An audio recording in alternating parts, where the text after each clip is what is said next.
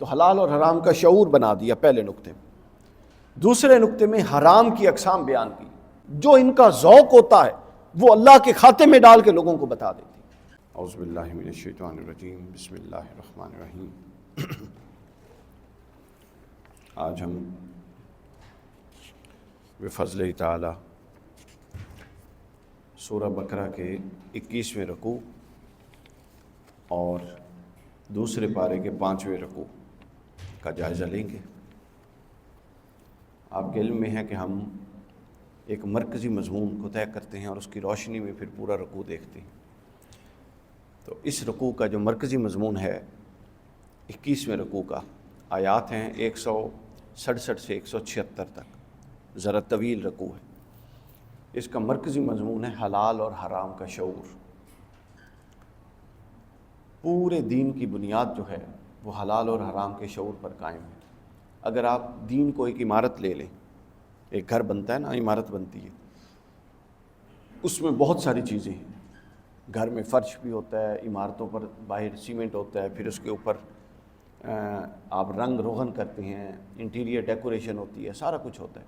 مگر عمارت میں بنیادی چیز ہوتی ہے اس کا گرے سٹرکچر، اینٹوں کا گرے سٹرکچر، جس پر عمارت کھڑی ہے اور جس پر وہ سب رنگ اور روغن ہو رہا ہے۔ تو جو عمارت میں گرے سٹرکچر کی حیثیت ہے، دین میں وہ حیثیت حلال اور حرام کی شعور کی۔ اگر حلال اور حرام کا شعور نہیں ہے، آپ جو مرضی کرتے پھریں، ہر شے فضول ہے، اس کا کوئی فائدہ نہیں۔ تو حلال اور حرام کا شعور کی، اس کی اہمیت، اس کا بیان، اس کی ناگزیریت اور شخصیت پر اس کے اثرات، یہ پہلو ہو سکتے ہیں۔ اس رکوع میں یہ والا مضمون حلال اور حرام کے شعور کا 5 حوالوں سے زیر بحث آیا ہے۔ کل 5 نکات اس میں بیان ہوئے۔ یہ بڑا اہم ہے، توجہ سے سنیے تاکہ، اور اس کا ہماری عملی زندگی کے ساتھ بڑا گہرا تعلق ہے۔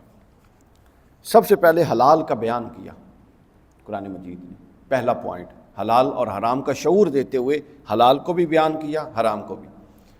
حلال کو فرمایا یا ایھا الناس کلوا مما فی الارض حلالا طیبا، زمین میں جو کچھ اللہ نے پاک اور طیب بنایا ہے اس کو کھاؤ، استعمال کرو۔ پھر حلال اور حرام کے شعور کو قائم رکھو، یعنی حلالا طیبا کھاؤ، حلال اور حرام کے شعور کو زائل مت ہونے دو۔ کیوں؟ فرمایا شیطان کی صحبت جو تم پر پہلا اثر کرتی ہے وہ یہ کرتی ہے، شیطان اور کوئی کام نہیں کرتا، باقی سب کام بعد میں ہیں قرآن کی روشنی میں۔ پہلا کام وہ یہ کرتا ہے کہ تمہاری نظر میں حلال اور حرام کا شعور زائل کر دیتا ہے، حرام کی حرمت کمزور کر دیتا ہے۔ تم جانتے تو یہ حرام ہے لیکن اس سے بچنے کی کوئی بہت زیادہ کوشش نہیں کرتے۔ تم جانتے تو ہو یہ حلال ہے لیکن اس کو پانے کی بہت زیادہ کوشش نہیں کرتے۔ یہ قرآن مجید نے حلال اور حرام کے ذکر کے فوراً بعد فرمایا، یہاں فرمایا نا کلوا مما فی الارض حلالا طیبا ولا تتبعوا خطوات الشیطان، اور خبردار شیطان کی باتوں میں مت آنا۔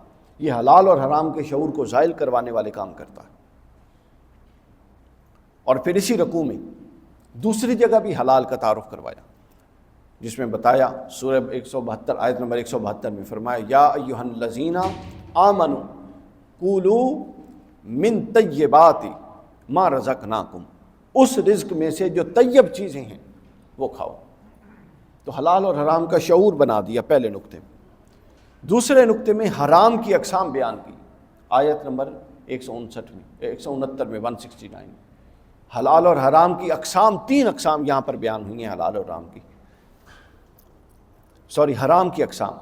سب سے پہلا ہوتا ہے اعتقادی حرام، ایک ایسی بات کو آپ بطور عقیدہ قبول کر لیں جو کہ ناجائز ہے، وہ عقیدے میں اعتقادی حرمت ہوگی۔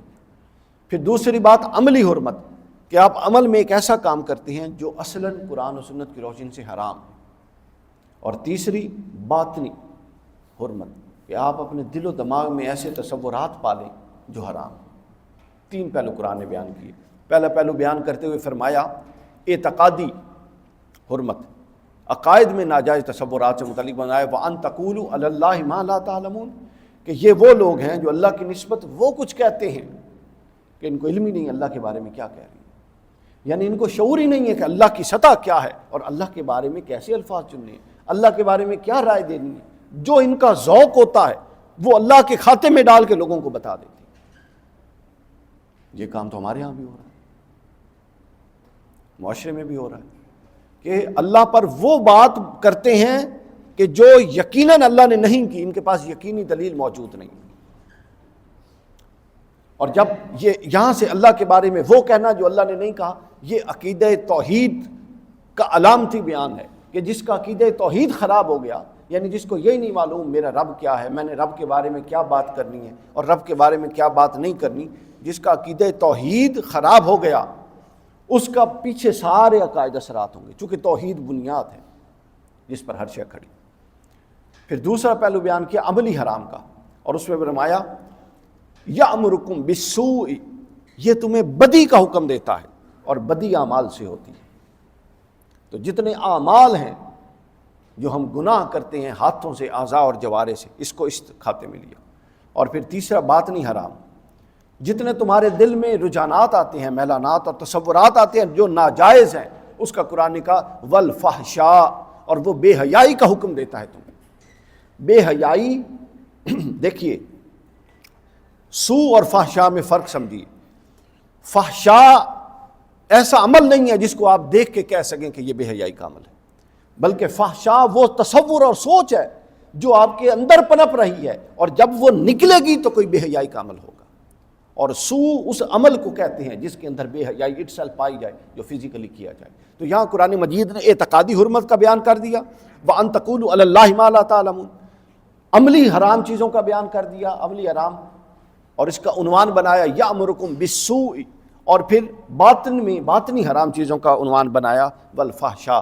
لہٰذا تمہارا فکر، عقیدہ بھی ان چیزوں سے پاک ہو، تمہارا عمل بھی ان چیزوں سے پاک ہو، اور تمہارے باطنی رجحانات و تخیلات بھی ان چیزوں سے پاک ہوں جو حرام ہیں۔ گویا کہ حرام اوپر سے نیچے تک کلیتاً تمہاری زندگی سے نکل جائے۔ یہ دوسرا پہلو تھا۔ پہلا پہلو تھا حرام کے شعور کا، دوسرا پہلو تھا حرام کی اقسام کا، تیسرا پہلو ہے حرام اشیاء کی فہرست قرآن نے دی ہے یہاں پر۔ اور ایک بات ذہن میں رکھ لیں، ہمارے ہاں بہت بڑا پرابلم ہے، توحید اور رسالت کے معاملے کو لے کر بھی یہی پرابلم، توحید اور شرک کے معاملے کو لے کر بھی یہی پرابلم، چونکہ خلط مبحث ہے نا جی، لوگوں کو پتہ ہی نہیں ہے کہ اصل شے کی حقیقت کیا ہے، پتہ ہی نہیں۔ جب سے مسلک آئے ہیں بالکل جہالت ہی، میری جہالت، پڑھتا ہے کوئی نہیں سرے سے۔ ایک جگہ مجھے کسی نے چٹ دے دی پروگرام میں، حضور علیہ السلام کا علم جو ہے وہ جزئی ہے یا کلی ہے؟ انا للہ و انا الیہ راجعون۔ اب جب بار صاحب بیٹھے ہیں، علماء بیٹھے ہوئے ہیں، میں نے اس سے کہا مجھے ایک بات بتاؤ ذرا، جزئی یا کلی کا میں بتاتا ہوں، پہلے مجھے یہ بتاؤ کہ جزئی کی کتنی اقسام ہے اور کلی کی کتنی اقسام ہے، اور تمہاری مراد کیا ہے؟ فوراً ٹم ختم، وہ تو پتہ ہی نہیں سی کہ دیکھی کوئی قسم ہوگی۔ جز یا کل ہوتا ہے کسی کے تناسب سے، نسبت سے۔ یہ ٹکڑا اس زمین کی نسبت سے جزو ہے، لیکن جب آپ یہاں کھڑے ہوں گے تو یہ ٹکڑا اپنی حیثیت میں کل ہے۔ تو آپ کس تناسب میں بات کر رہے ہو؟ تو ہمیشہ تناسب کے ساتھ جزو یا کل ہوتا ہے۔ تو جزو کی 6 اقسام ہیں مرقات میں جو بیان ہوئی ہیں، کلی کی 6 اقسام ہیں، کہ اگر آپ کے مد مقابل عالم خارج میں کچھ موجود نہ ہو اور آپ اکیلے ہو تو اس کو کلی کہتے ہیں، ایک قسم ہے۔ پھر عالم خارج میں اگر کوئی شے موجود نہ ہو لیکن اس کا موجود ہونا ممکن ہو تو یہ کلی کی دوسری قسم۔ پھر کلی کی تیسری قسم ہے کہ جو خارج میں موجود ہے اور جو دوسرا جس کا موجود ہونا بھی، جس کا ہونا ممکن ہے وہ موجود ہے، تو وہ اکیلا موجود ہے یا وہ کئی موجود ہیں اور ہر اپنی ذات میں کلی حیثیت رکھتی ہیں، یہ تیسری قسم۔ تو میں نے اس سے جب ساری 5 قسمیں بیان کی اور پھر جزئی کی قسمیں بیان کی تو ختم ہو گئی بات۔ تو ہمیں یہ اصولوں کا ہی نہیں پتہ، سرے سے کچھ بھی کخ بھی نہیں پتہ، اور بنیاد کیا لگاتے ہیں جی علم جزوی یا کلی ہے۔ اور تھوڑی دیر بعد میں نے کہا جی چٹ واپس کر دیو، میری جان چھڑ دیو۔ تو یہ یہاں پہ یہ کام ہوتا ہے۔ تو پھر میں نے اسے سمجھایا کہ رسول اللہ صلی اللہ علیہ وسلم کا علم جب بتناسب مخلوق ہوگا تو حضور علیہ الصلوۃ والسلام کا علم ایسا کلی ہوگا کہ پوری مخلوق کا علم ایک پلڑے میں رکھ دیا جائے تو حضور علیہ الصلوۃ والسلام کے علم کے ذرے کے برابر بھی نہیں ہو سکتا۔ اور پھر جب بتناسب اللہ رسول اللہ کا علم ہوگا تو رسول اللہ کا سارا علم ایک پلڑے میں رکھ دیا جائے تو اللہ کے مد مقابل ایک ذرہ بھی نہیں ہو سکتا۔ تو آپ کس جزئی اور کلی کی بات کر رہے ہیں؟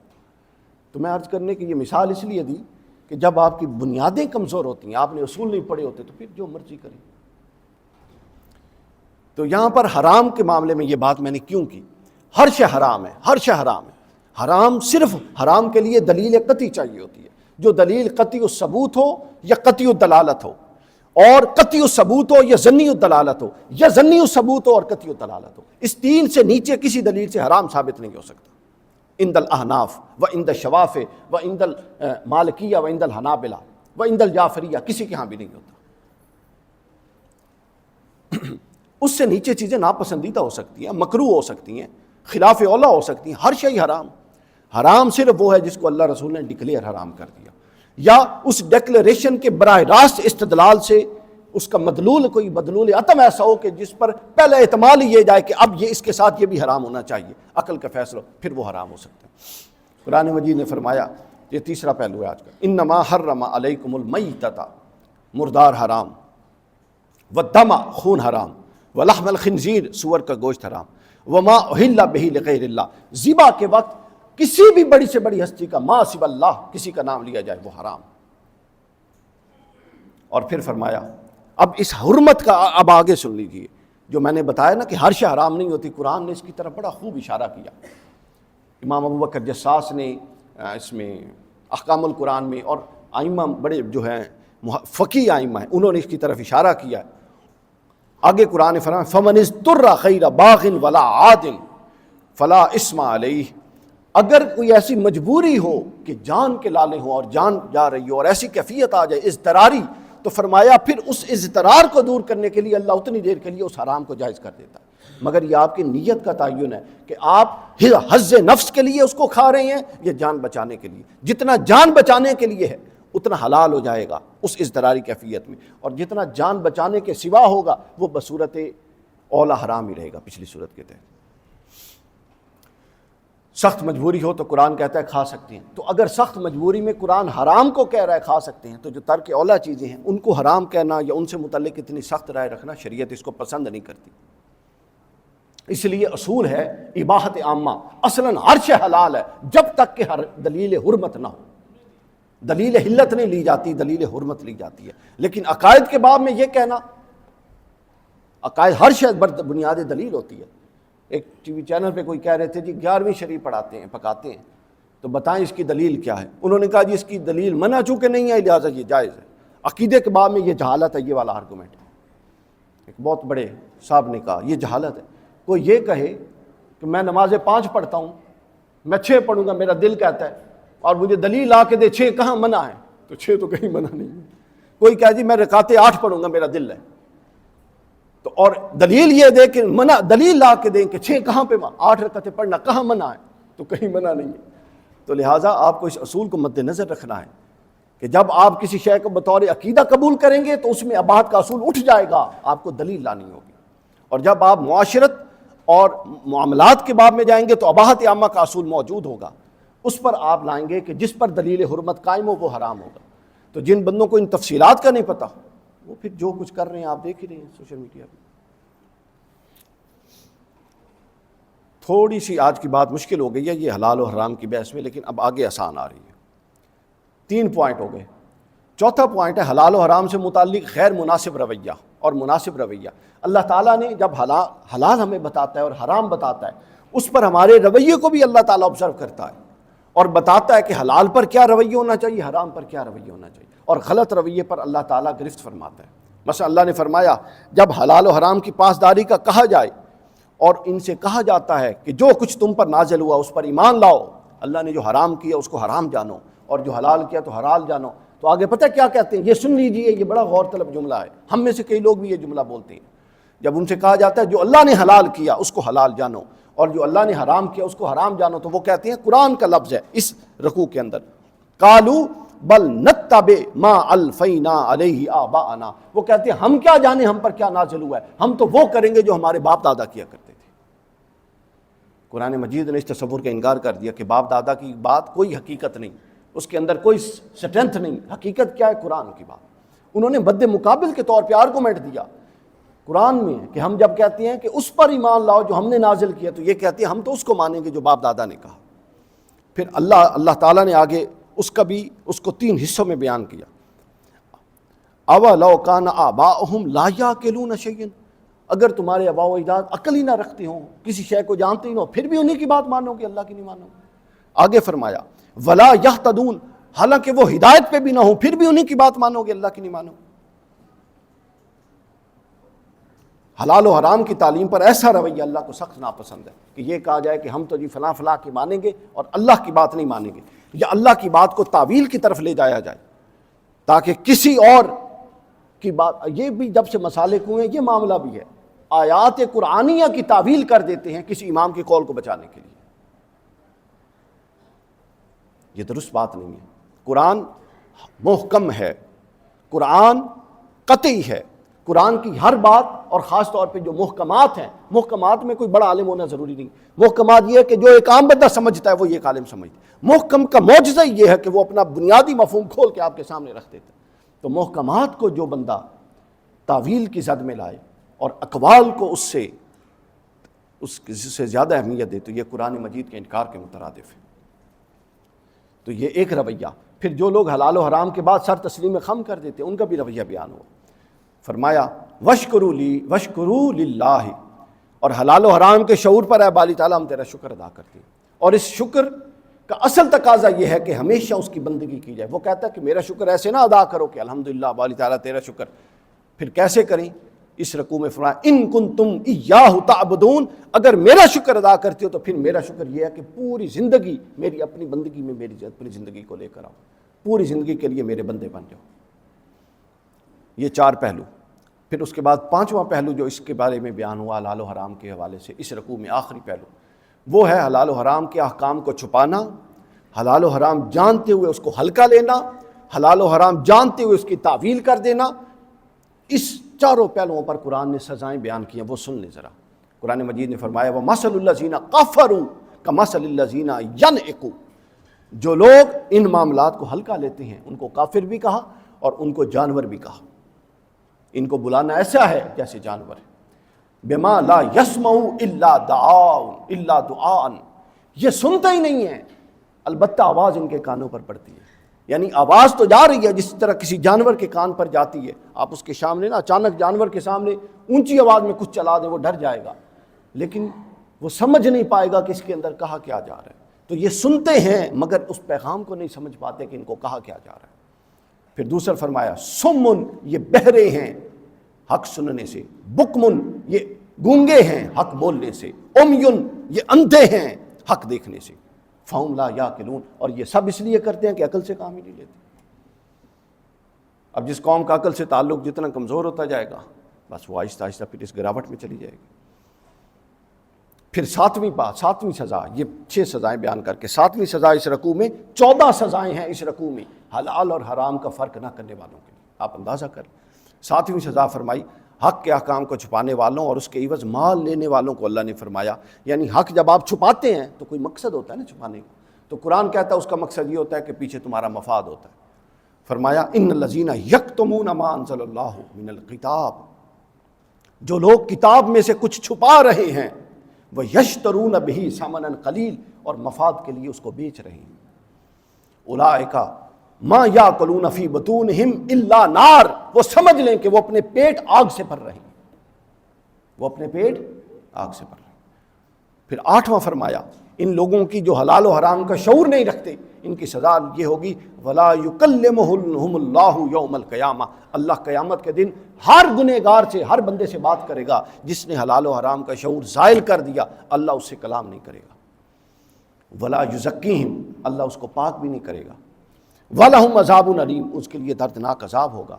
پھر اولئک الذین اشتروا الضلالۃ بالہدیٰ، اللہ فرماتا ہے ان کی مثال ایسے ہے جنہوں نے تجارت کی، اور تجارت ایسے کی کہ تجارت کے بدلے میں کیا کیا؟ گمراہی خرید لی اور ہدایت بیچ دی۔ والعذاب بالمغفرہ، اور مغفرت کے بدلے عذاب خرید لیا، مغفرت بیچ دی اور عذاب خرید لیا۔ فما اصبرہم علی النار ذالک بان اللہ نزل الکتاب بالحق وان الذین اختلفوا فیہ، جن کے پاس کتاب آئی اور اس کے باوجود انہوں نے کتاب میں اختلاف ڈالنے کی کوشش کی اور اس کے ذریعے آپس میں اختلاف کر دیا، فرمایا کہ وہ بھی اسی ضمن میں آتے ہیں، لفی شقاق بعید، اور وہ مخالفت میں حق سے، جب وہ مخالفت اس طور پہ کرتے ہیں تو چلتے چلتے چلتے کوئی اینڈ نہیں ہوتا، وہ حق سے بہت دور چلے جاتے ہیں۔ تو آپ نے دیکھا کہ حلال اور حرام کا جو شعور ہے، جس کو یہاں 21ویں پارے میں بیان کیا گیا، 21ویں رکوع میں بیان کیا گیا، یہ پورے کے پورے دین کا ڈھانچہ ڈیسائیڈ کرتا ہے، پورا کا پورا قوت نافذہ بن جاتا ہے، اور اس کے اندر کس حد تک وعیدیں ہیں اور کتنی صراحت کے ساتھ قرآن مجید نے اس کو بیان کیا۔ اللہ تعالیٰ سے دعا ہے کہ ہمیں قرآن مجید کا فہم عطا فرمائے۔ اگلے جمعہ انشاءاللہ اللہ کو منظور ہوا تو 22ویں رکوع کا سورہ بقرہ کی اس کا خلاصہ آپ کی خدمت میں پیش کریں گے۔